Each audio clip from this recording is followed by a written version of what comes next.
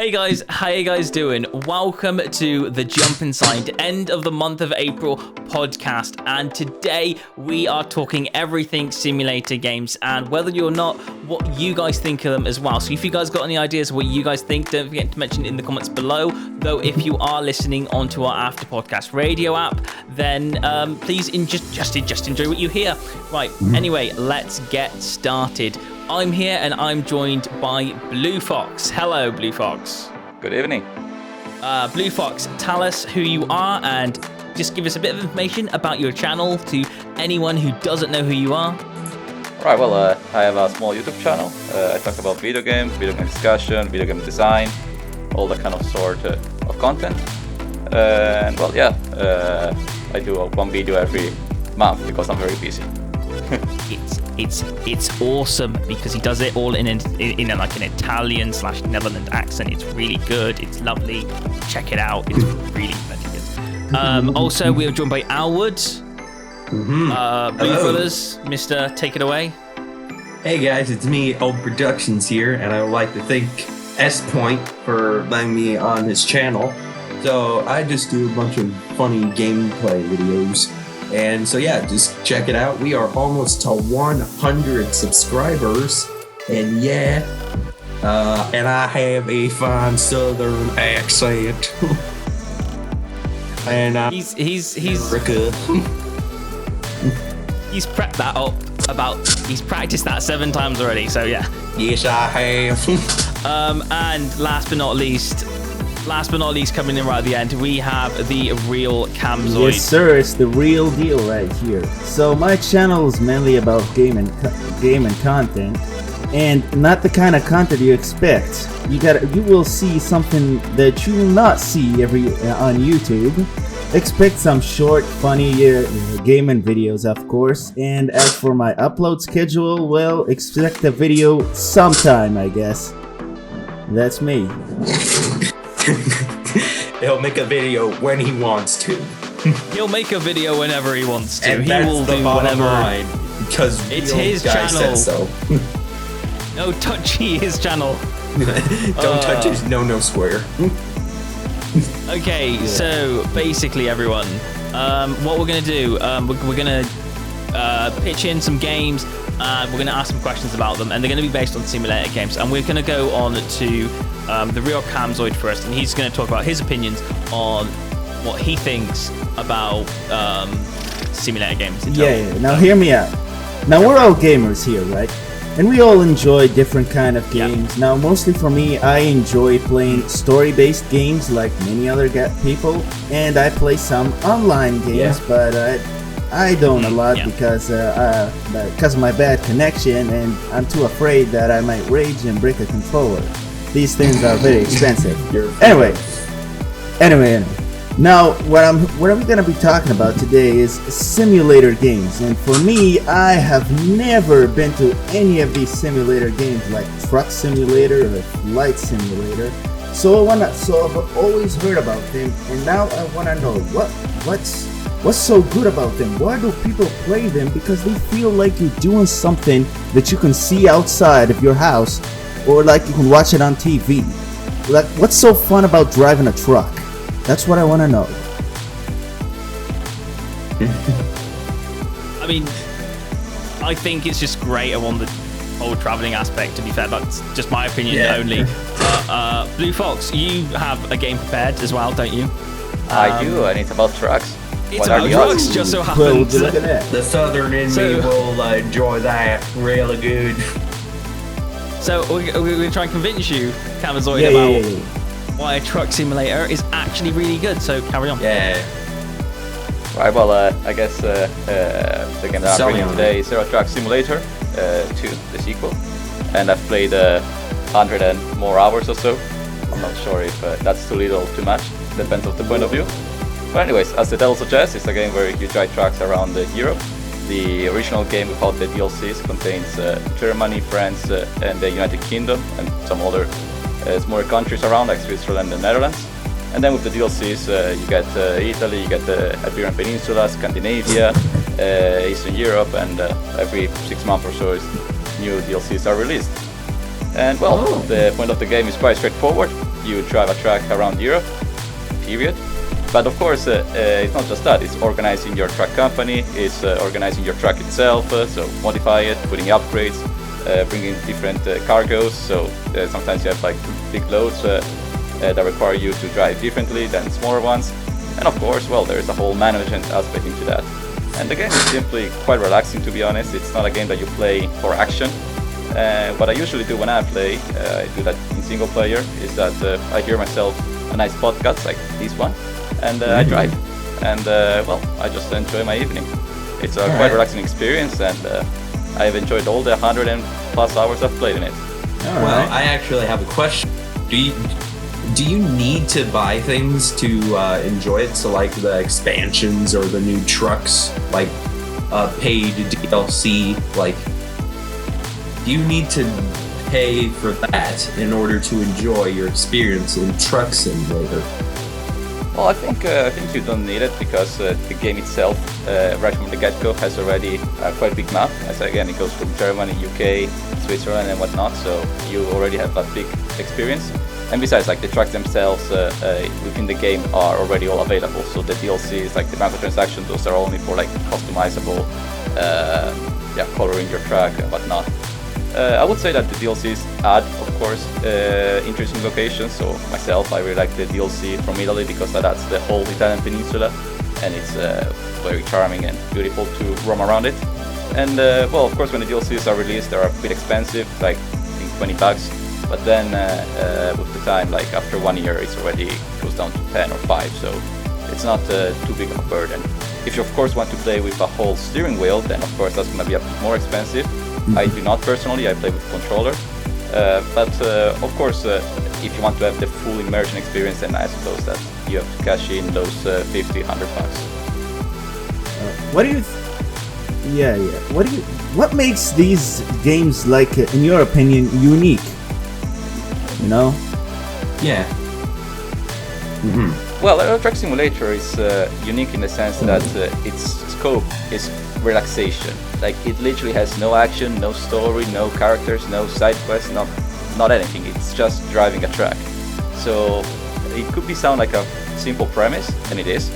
But then when you actually play it, you realize that the whole experience of relaxing, it's quite enjoyable. So then you can really enjoy the game itself for what it is rather than enjoying it because you have to put yourself a challenge or a limitation or an achievement.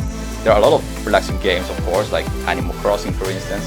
But even in those games, there's some sort of challenge. You have to organize big things. You have to wait time. You have to farm. You have to grind. You have to do a lot of things that may not be quite relaxing. But it's Euro Truck all about Simulator, driving. you drive a truck. Simplicity is key. Yeah. And here it's just about driving. Absolutely. Yeah, I get it. Yeah, just having a simple like a simple like plan of how your game is going to be mapped out. Like nothing that complex or hard. It's just driving a truck. Like driving a truck, managing it. It's nice and relaxing. Absolutely. So, for answering your question, what makes this game unique is that its premise is very simple and its scope is very straightforward. And usually games try to add more complexity, especially simulator games. They always add gimmicks that, sometimes are a bit annoying because you have to do certain tasks to achieve your certain goals. But in Euro Truck Simulator, once you learn how to drive, of course maybe the steering wheel is a bit harder, but once you learn how to drive it, then, the challenge is just doing it for a long period of times. Yeah. That sounds cool.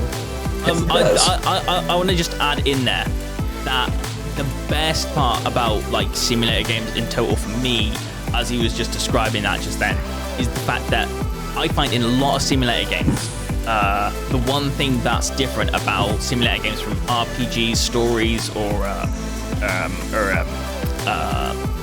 for example, like Call of Duty, for example. Whereas Call of Duty, you're always on pressure to like run in and always be able to shoot your opponent. And if you don't shoot that opponent, he's going to shoot you. So you're on a time-based thing. You're on like a really close quarter thing. Yeah. On games like Euro Truck or a lot of simulator games, you play it at your own speed. You play it at your own time limit. You know that there's the whole. If you want to do that mission of driving that truck to that point, you have to get there in a certain time. But it's your way of controlling how you want to take round corners, how, you know, the speed you want to take. And if you don't drive right, you're obviously going to get, you know, you'll get kicked from the online server if you don't drive right. So you know, you've also got to play with headlights. So you've got to, like, you know, you got to make sure you're doing everything correct while you're driving. But it's all at your own speed. You know, you don't have to do anything if you don't really want to. It's, you know, it's all up to you on that. So anyway, moving on to Lwood. The game I have figured out is a game that I've actually played personally on my channel. Link in the description.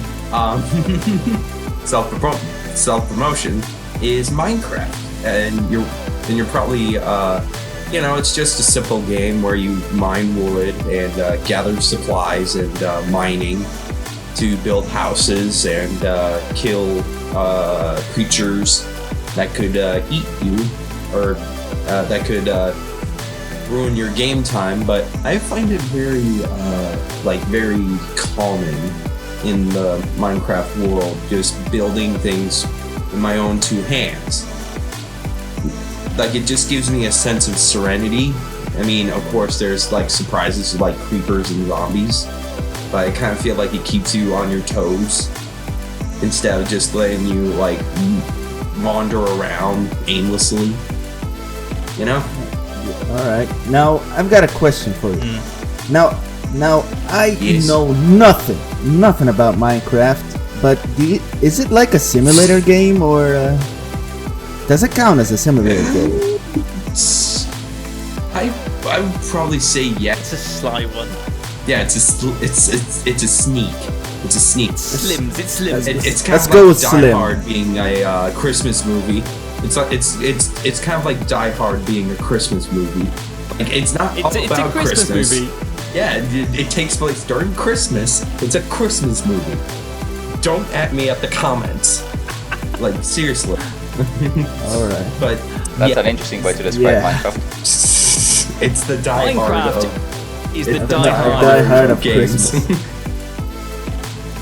Yeah. So, it's like, it's kind of like a survival. Like, you're in the woods and you don't have any supplies, so you gather like twigs and stuff, make a house, kill any predators you can find, and make food.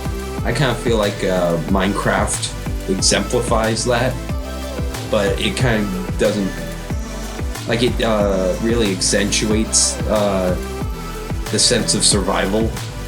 Would you say survival is your favorite part of the game?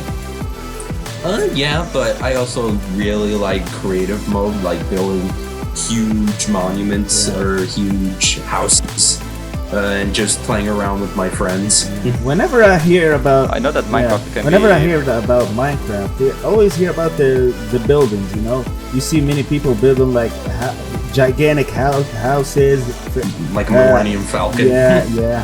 They're building towns, countries, anything that comes to your mind. It's already been built on Minecraft. It's always funny because I always find on Google that I was just researching there. It's Minecraft is actually known as a sandbox game more than other games, other than simulator. So when it says like it just rings in there, you know, Die Hard. Yes, I agree. It's the Die Hard of games. Or it's the Die Hard of game. Yeah. Yes. So you both enjoy the survival part and the building part of Minecraft. Do you only play in the creative mode where you only can build, or when you build you also do the survival part at the same time? Yeah, kind of. Like, I would build like huge, nice house for my friends and stuff, and then we would switch over to survival mode and just survive on the house. Like, survive in the house, so we didn't have to worry about that. So yeah, that's pretty much what I usually do. I also play the other modes they have online, like Sky Wars and other things like that. I'm gonna say I love the experience of the fact that, you know, of Minecraft being kind of like that area simulator game. But the thing with Minecraft is it's got so many other more elements. As you said, there's different game modes in Minecraft that like people can come in and come up with and actually create. Sky walls, prop hunt, and all that kind of stuff. Yeah, prop hunt. for me, that game, always resembles and always mirrors other games that I also have played and enjoyed in the past. A couple of years ago, I played a bit of Gary's Mod, and obviously, Prop Hunt is one of the best game modes on that game. I'm not quite sure if you guys have played Gary's Mod. Have you guys played Gary's Mod? I tried it. Yeah. I've definitely seen a few videos of Gary's Mod. Yeah, Gary's Mod can just be any game in the world. You could class Gary's Mod as a survival game. It won't say it, but it will. It's classed as but this is like anything. But I think mostly it's counted as like that creativity modding game. And I also find like that's from years ago, and it's moved up to a point where Minecraft took over, and then I think now Fortnite has took over in that creativity realm. Yeah, but sadly, there's a lot of. Yeah, I'm more of a. I don't think it's all that guy. bad. I'm sending kids to the Could you gulag. imagine Call of Duty with creative mode in it? Oh, that would be awesome. that would be really good. Call of Duty 1,000 zombies. bed walls and 1,000 zombies. Call of Duty Prop Hunt. That would be pretty cursed. Oh, I think there was something like that before, like as a mode. Is that a chair? Is that actually a radio, or is that a person? Is that actually Alex Mason? That's not Alex Mason. That is a player disguised as Alex Mason. Oh no! Shoot him! Shoot him! Shoot him in the face. Shoot him like what's dead. I think there should be a game mode. This is my thing How on to Call of kill Duty. Mason. The one way to make Call of Duty like escalated 10 times better. Well, to be fair, there are many mods everyone in Fortress 2 Alex that would allow you to do that. So like let Rattles is 100 better. people into the one field of fighting, and then but Make just them keep all Alex everyone Mason. as the same skin. Yeah, same skin. They're all John Rambo.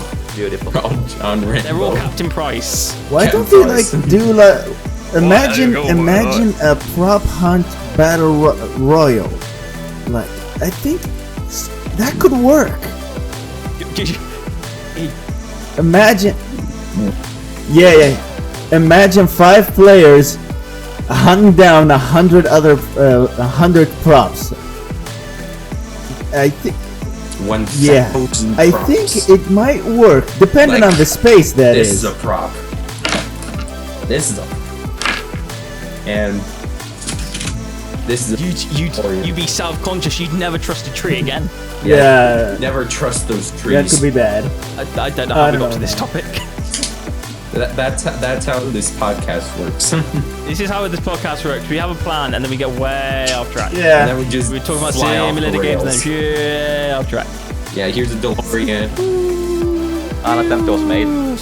No, okay, so no, I wanted to come in. I want to say some game that like games that number one I've played lately, ones that I don't like, and I say if you're gonna try a simulator game out, do not try this particular game out, okay? And there are some games that I'm gonna say that are actually pretty cool, and I want you guys' opinions on these. Number one, for an introduction to anyone who's never played a simulator game before, and especially the real KAMIZOIDE here, do not play this game if it's your first time playing a simulator game. Okay? Flight Simulator. Stay away from it. Wait, what? Wait. Right I thought Flight Simulator. I thought like Flight Simulator compared to the other ones was like the best one because it gives a really cool experience. What? It is the best one, yeah. Yeah, It's still pretty not that. It's not on the It's best still- level yet. It's not stupid. It's actually like flying an airplane. You don't want to do it if you don't know what you're doing. It's not that bad. I unlike the older games, I could actually take off in that game and I could be in the air. It's just I would eventually at some point in the middle of the flight I'd lose control, tip all Is over. it that hard to fly a plane? Here's a schematic. Here's the airplane representing a DeLorean.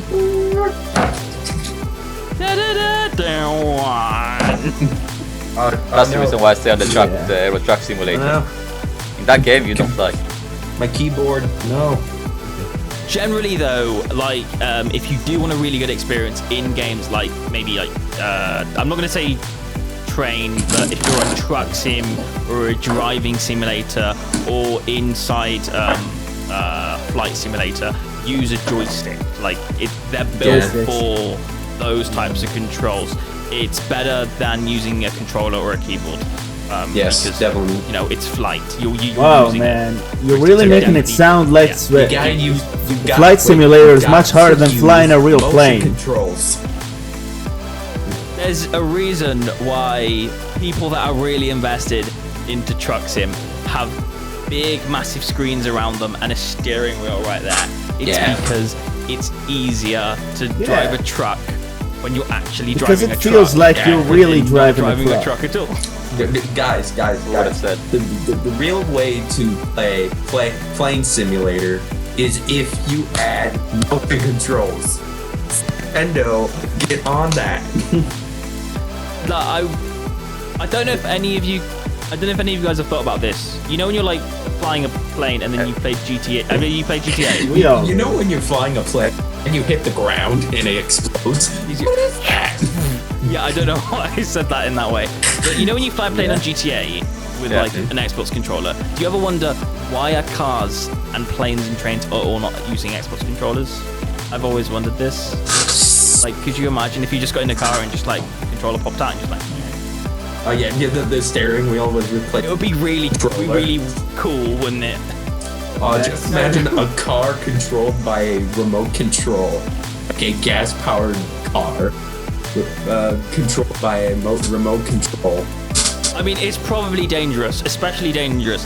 If I had producer Lewis on this, I would be in a car and Lewis would be wirelessly driving me around everywhere. Yeah, a little bit of a disclaimer. Producer Lewis is kind of suspicious. He's sitting there in the background keeping an eye on us all. Right, moving He's on probably to... very disappointed. He knows we went over time. Keeping an eye on us. He knows I live in Winnipeg. He's gonna tell us off if we don't continue. Right, okay. Right, moving We're on exposing to... him. Yeah. He's not here. He doesn't exist. He's not... He's totally not real. He 100% will kill all of us. Okay. Yeah, back on topic. Okay, moving on. So another game that that I've played a lot recently. Actually, two games that I played a lot recently. I played Green Hell, and I've also been playing Gas Station Simulator. Ooh.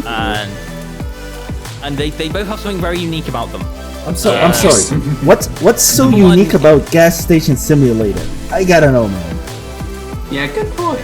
Yeah, I gotta know. Okay, it's a really good selling point, and I explained this in a video I'd done earlier on, but in more of an expansion because I'm not actually in that zone. It's more of it keeps you on your toes. It doesn't just push you to a point of going like just running a gas station, but it's running a gas station plus you've got to manage employees, you got to manage the car wash, you got to manage stock, you got to manage crippling debt. A gas station, it basically it's a way of trying to make money from nothing, and it just feels like it makes you work for the money, and when you get the money from the stuff that you do on this, it just makes you feel so much more it makes you feel relieved, because it makes you feel like you've actually earned that money. It doesn't just give it to you. You have to fix a truck to get some money. You have to buy product and then sell that product to get the money. So it's like it's got all those aspects of what you'd get as a gas station, but at the same time, it also gets you that feeling of like, it's a game. You can pretty much do everything. My favorite part is the button with the aliens, and you get to push this button, and destroy the gas station. And basically it destroys all the cars at the gas station, and it lifts them up into the sky and goes. Dun-dun-dun-dun. It's the nuke button. It's there. Yeah, there's a nuke button in the game. What? They know there's a nuke button in the game. They know they've got glitches, and basically, they built in a new fix button to bring the aliens to the thing to take away all the car errors so if two cars crashed on the game, they would just remove it, basically. How convenient. Also another part is you get to brush cars away. Oh, you can? You get a broomstick, and that broomstick moves cars. It's quite funny. So there's funny stuff in that game, but also there's the aspect of being able to run it. And when you get near the end of the game, actually, I haven't actually got to the end of the game, but when you get quite far in the game, you get to lock in employees, and you get to make them do all the work, so you don't have to, and you get to so you can rise at the level of capitalism. Basically, basically at the end of the day, after a while from just trying to make your gas station work, it turns into like a business owner, and you're a business owner of a gas station. It's just like it's really cool, because I didn't know a lot of business ownership games out there in a first-person, feel. And of course, Green Hell is the hardest survival simulator game. You're based in a jungle, and there's literally there is nothing. That you have to survive, you have to build beds, you have to sleep, you have to survive. It's really good. Now, there is an RPG story aspect in it, but the actual survival aspect I love the best. And there's so much chopping down trees and just making that into like a system of ways. Like you're chopping down trees and you're like crafting stuff, and you're actually making it into items and all that kind of stuff. It is generally some of the best video game experience that I've played. It's got a very nice co-op routine. The game's very hard to play solo, so I always recommend if you go into a game like that, it's always the cooperative aspect that you really want to stick at. So if you go into a game like that, I'd say get like a friend, do it with a friend, because at least when you suffer and you die, you're going to suffer and die together. That's the best way to put it, I guess. Yeah, and the power of dying together. And the game is not kind. The game is generally not kind, and I love a game that's not kind, because no matter of all the messing up and the hate in the game, there's that enjoyability of being able for a game to actually attack you and go, I'm going to kill you now. You suck. There's this leopard on this game, and it kicks you in the nuts. Easiest way, and it keeps killing you, and it keeps killing you, and it keeps killing you, and there's a way to kill it. And when you figure out that way to kill it, you kill it, and boom, you're like, yes, victory! I've killed the leopard! Yay! Woo! And then a second one comes out and immediately kills. And then a second one comes out and immediately kills you. Oh my. Yeah, I mean that's how it usually works in the jungle. So I was prepared. I got myself some equipment. I was ready to take down 2 leopards. The second leopard, and guess what happened after that? A third one. Yeah, a third one. Yeah, exactly. And that kept on going for about 6 or 7 leopards. So I was like. And then after the 7th leopard, it's a pretty accurate simulator, if you ask me. Well, the third one got me, and after that, they kept on killing me. Sad. And after the 7th leopard, it's a land shark. Yeah, and then eventually they stop attacking you, and then you get to build more of your base. But the whole thing about is like surviving that situation, making sure you've got the equipment, keep moving on, making sure that trying not to die. If you play the game with an aspect of like, let's not die at all, it's going to be very hard, and you won't be able to do it. But it's known as one of the hardest survival games out there. I think we should wrap this up, right? All right. Well, thank you for watching this podcast episode. If you guys liked it, comment, like, and subscribe, and subscribe to these guys. Well, subscribe to, of course, JumpInsideGames, and let's hope to come up together with another podcast in the future. Alright, well, I think this is a wrap. Oh, yeah, guys, channel links will be in the descriptions. I hope you enjoyed the video, and please check out all these people's channels, because they're all amazing, and of course, you guys are beautiful. Moving on. Okay. And of course, going to move on and say thank you so much for watching. You guys are amazing. Please don't forget to subscribe. And thanks for watching. And ta from all of us here at the Jump Inside podcast. Bye. Goodbye. Peace. Bye bye. Arrivederci.